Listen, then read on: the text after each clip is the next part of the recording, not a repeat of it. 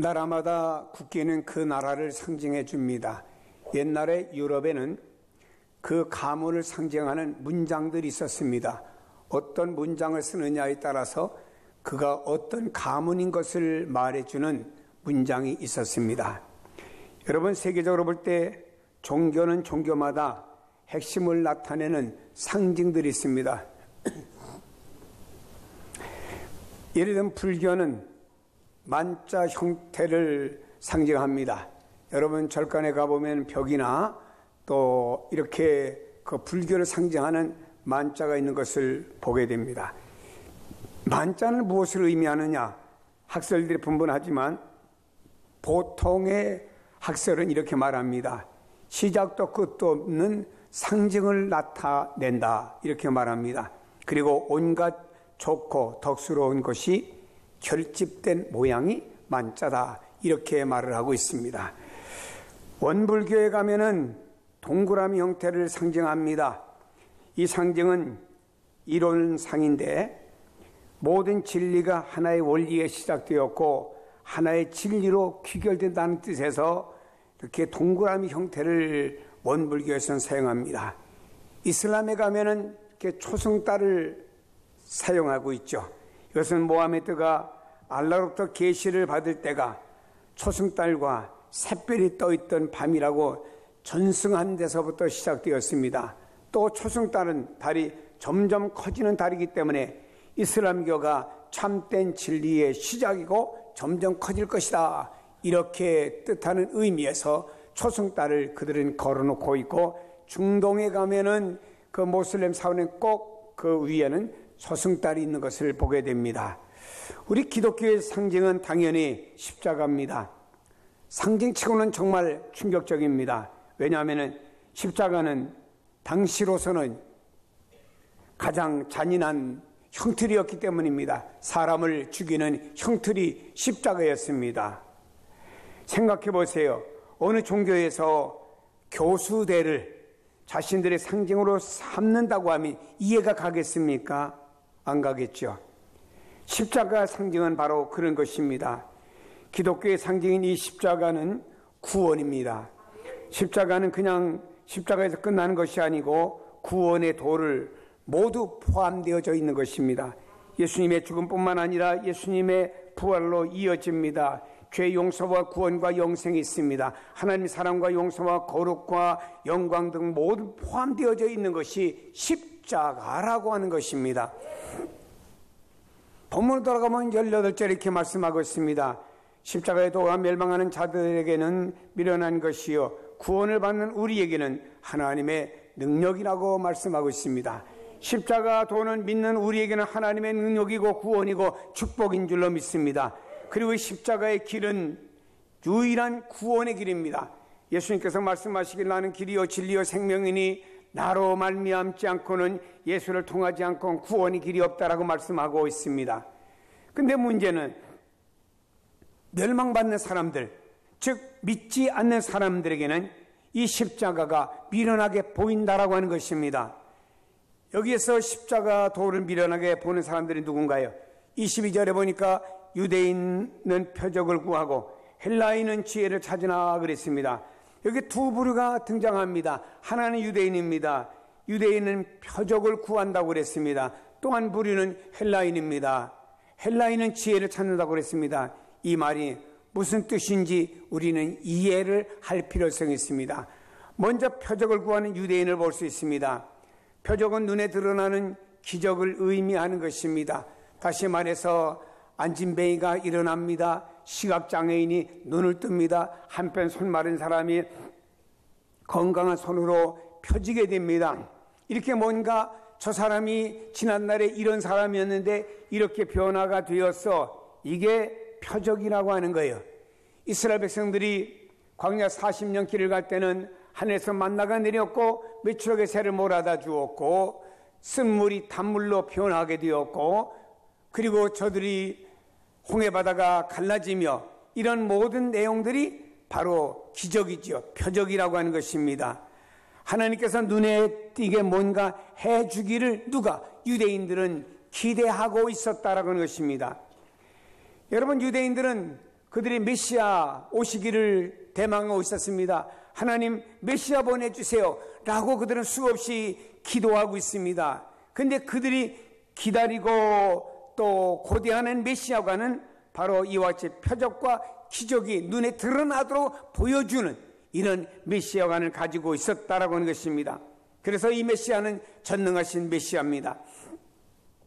말씀을 드렸듯이 병든 자도 고치고 하늘에서 벼락도 내리고, 이스라엘 지금 로마가 지배하고 있는데 로마를 그저 하나님의 강한 힘과 강한 능력으로 아주 이 땅에서 발사시켜주고 쫓겨나게 하고 이스라엘을 독립시킬 수 있는 강한 힘을 가진 그 왕, 그 사람이 메시아, 그 메시아를 누가 여기 있는 유대인들이 기다리고 있었다고 하는 것입니다.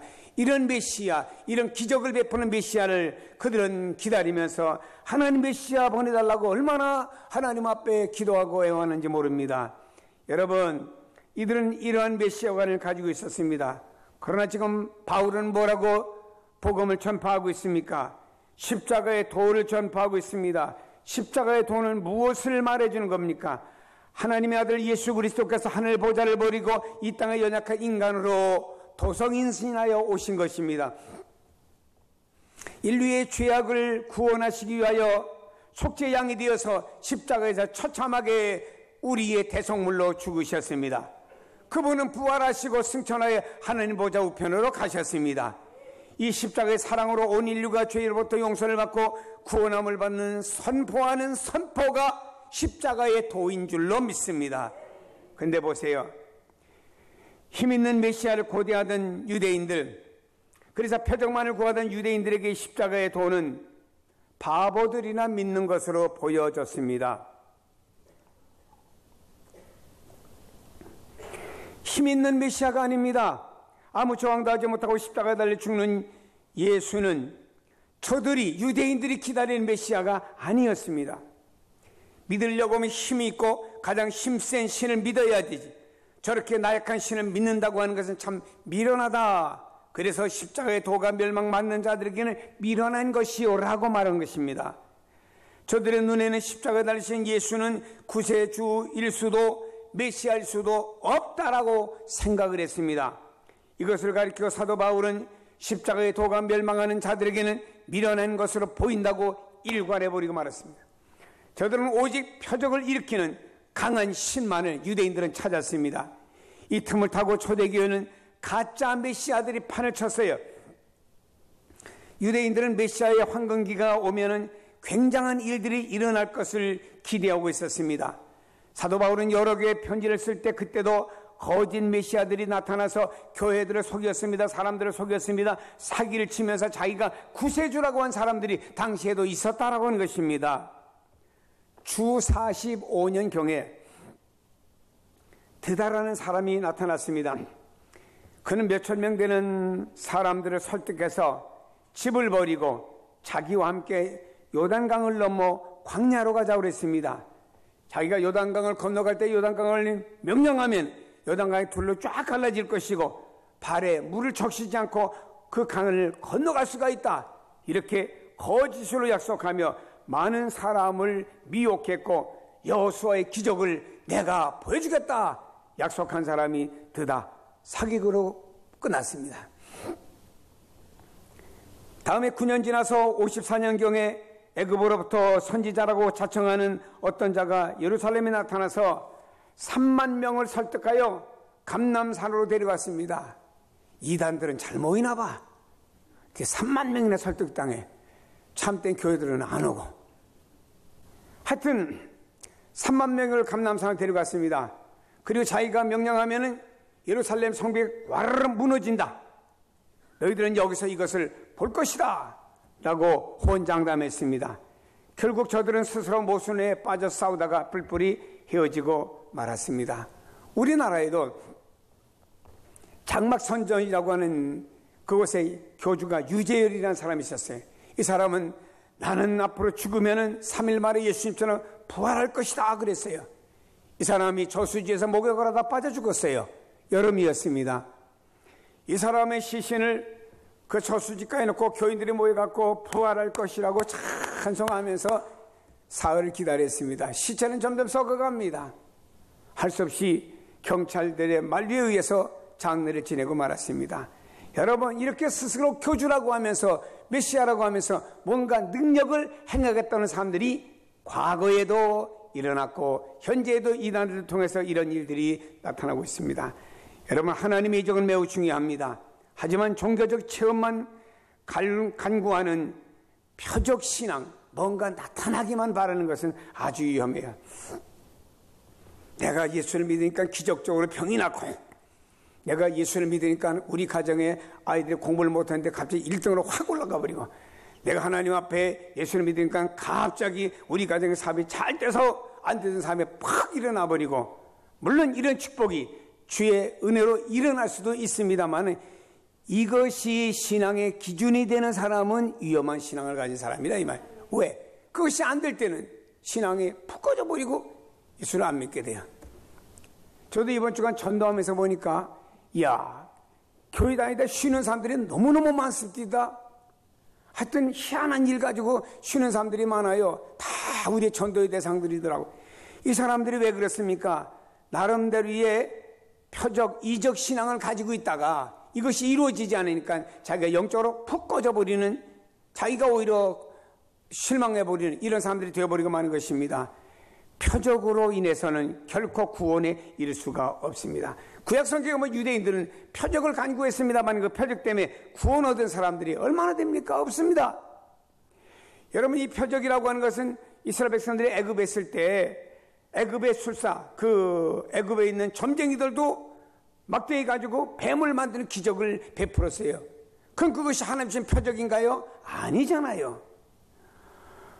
오직 우리는 십자가의 도만이, 십자가의 사랑만이 구원에 이를 수 있다는 사실을 믿기를 바랍니다. 표적을 구하는 유대인들은 이 중대한 사실을 놓쳐버리고 말았습니다. 표적을 구하는 유대인이라고 하는 함정이 바로 이런 것이라는 것입니다. 자꾸만 다른 표적을 구하는 유대인 종교 지도자들 향해서 예수님은 몹시 꾸짖어서는 계속 표적만 보여달라는 거예요. 예수님께서 이 땅에 오셔서 많은 표적을 보였고 많은 병든 자를 일으켰잖아요. 그러니까 주님을 따라서 사는 사람들이 계속 표적을 보여달라고 하는 것입니다. 이때 예수님께서 계속 표적만 보여달라고 하니까 주님 말씀하시기를, 너희가 표적을 구하나 요나의 표적 외에는 너에게 보여줄 것이 없다고 그랬습니다. 요나가 물고기 뱃속에 사흘 있다가 살아나왔습니다. 이같이 예수님께서 십자가에 죽으시고 사흘 만에 부활하실 이 표적밖에는 내가 너에게 보여줄 것이 없다. 이 복음으로 인해서 구원을 얻게 되고 삶과 그리고 생명의 변화가 너에게 일어날 진정한 표적은 십자가의 죽음이라는 사실을 예수님은 저들에게 요나의 표적을 통해서 증거했습니다. 표적만을 찾는 신앙은 결코 인간을 구원할 수 없고 우리 삶의 문제를 해결할 수가 없습니다. 표적만을 구하는 환상적인 신앙을 버리고 우리는 십자가의 도를 쫓는 여러분이 되시기를 주님의 이름으로 축복합니다. 다음에 지혜를 찾는 헬라인들을 보세요. 헬라인들은 지혜를 찾는다고 하는데 무슨 말입니까? 헬라인은 지혜를 찾으나 그랬습니다. 헬라인은 이성을 신뢰하고 지혜를 사랑하여 토론을 좋아하는 사람들입니다. 이처럼 지혜를 추구하는 사람을 소피스트라고 불렀는데, 이런 지혜를 체계적으로 학문적으로 추구하고 만들어 놓는 것이 철학이라고 하는 거예요. 그래서 지혜를 갖다가 잘 이렇게 논리적으로 만들어 놓는 게 그게 철학이에요. 원래 소피스트라고 하는 것은 자신의 부족함을 보완하기 위해서 여러 사람과 대화를 하면서 좋은 것을 내가 받아가지고 나를 부족을 보완하는 데서 소피스트라는 말이 사용이 된 것입니다. 좋은 의미에서 출발을 했어요. 근데 시간이 지나면서 현학적인으로 흘러가면서 말의 화려함, 궤변을 잘하는 사람을 가리켜서 지혜라 이렇게 변질되었다고 하는 것입니다. 아무런 해결책을 제시하지 못하는 논쟁에 불과한 것을 가지고, 말쟁이에 불과한 것을 가지고 그런 지혜를, 그런 철학을 당시의 사람들이 구했다라고 하는 것입니다. 오늘 본문의 사도 바울이 말하는 헬라인들을 추구하는 지혜라고 하는 것은 화려함은 보이지만 실제적인 삶에는 별로 도움이 되지 못하는 사변에 불과한 것입니다. 헬라는 철학의 본고장 아닙니까? 놀라운 지식과 학식을 지닌 사람들이 이거 다 모여 있어요. 최초의 철학자였던 소피스트, 그리고 프로타고라스라든지 여러분 잘 아는 소크라테스, 플라톤, 아리스토텔레스 같은 철학자들의 고장이 바로 헬라입니다. 헬라인들은 그러다 보니까 지식과 지혜는 참으로 놀라운 수준에 있었던 것은 사실이었고, 말을 해도 아주 수사학적으로 논리적으로 잘 말하는 그런 말쟁이들이 너무나 많은 것이 바로 헬라였다라고 하는 것입니다. 그러나 바울이 지적하는 중요한 사실을 우리는 알아야 됩니다.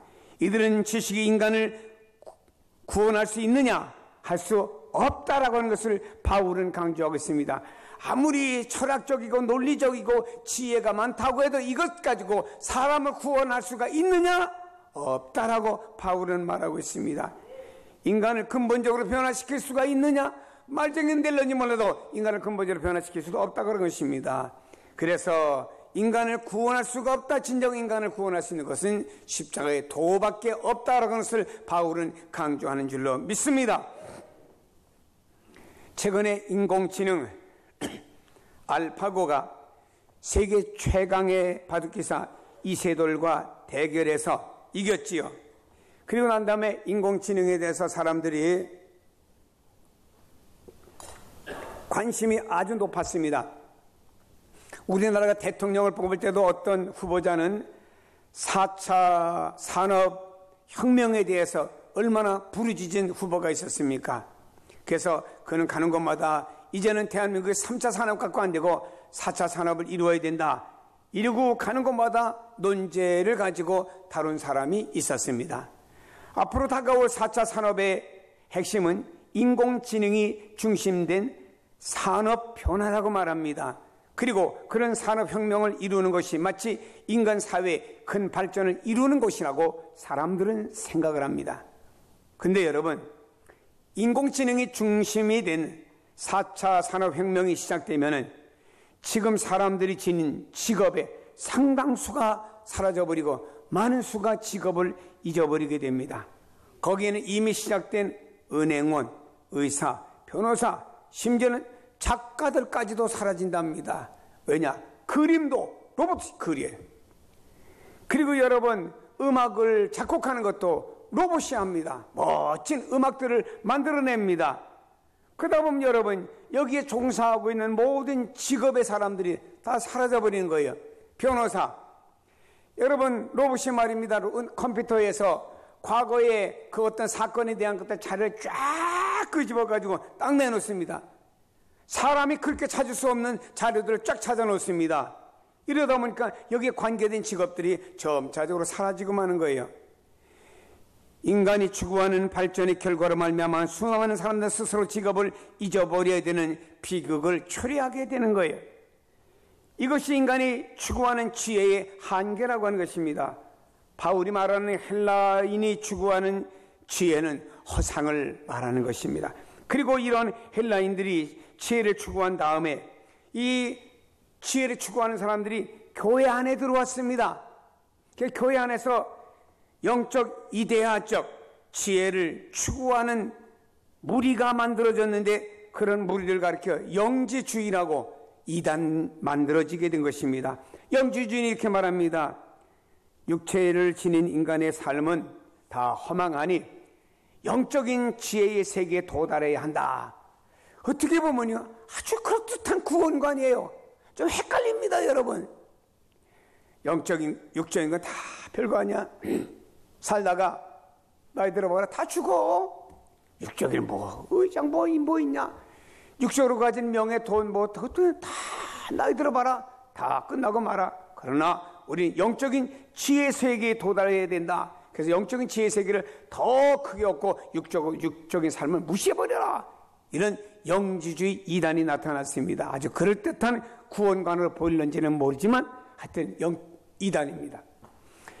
영지주의에 대해서 사도들이 강조한 것은 말씀이 육신에 오신 예수님을 강조했습니다.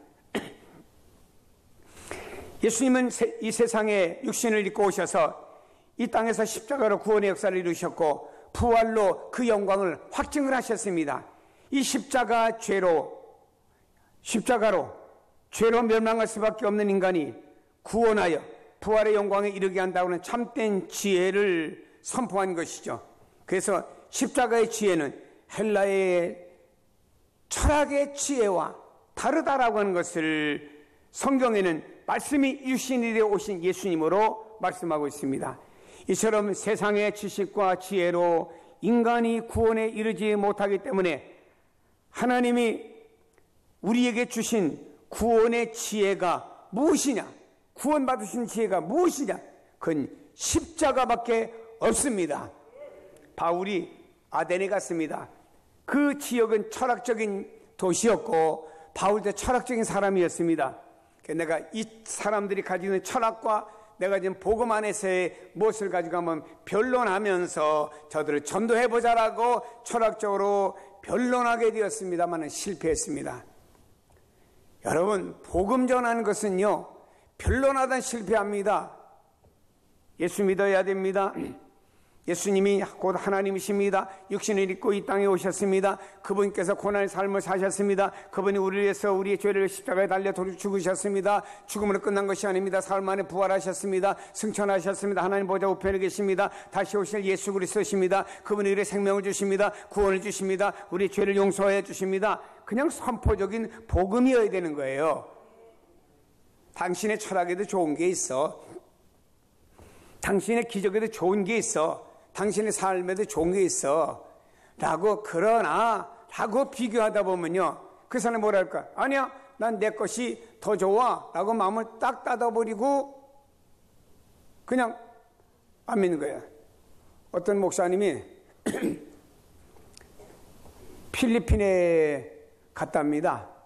근데 필리핀에서 한국인 할아버지 70대 되신 분을 만났대요. 예수 믿고 구원 받으세요. 그때 그분이 하는 말이, 나 예수 안 믿는다고. 당신이 천국 말하는데 난 지금 천국 속에 있다고 그러더래. 그래서 뭐가 천국입니까? 그랬더니 이분이 한국에서 필리핀으로 갈 때 10억이란 돈을 가져갔답니다. 할머니도 없으니까 거기 가서 70대 할아버지가 20대에 처녀하고 결혼을 했대요. 세상에. 별꼴도 반쪽도 참 많습니다. 결혼을 했답니다. 아니, 손녀딸도 그런 손녀딸이 어디 있겠어요. 그래가지고 그가 변호사에 썼대요.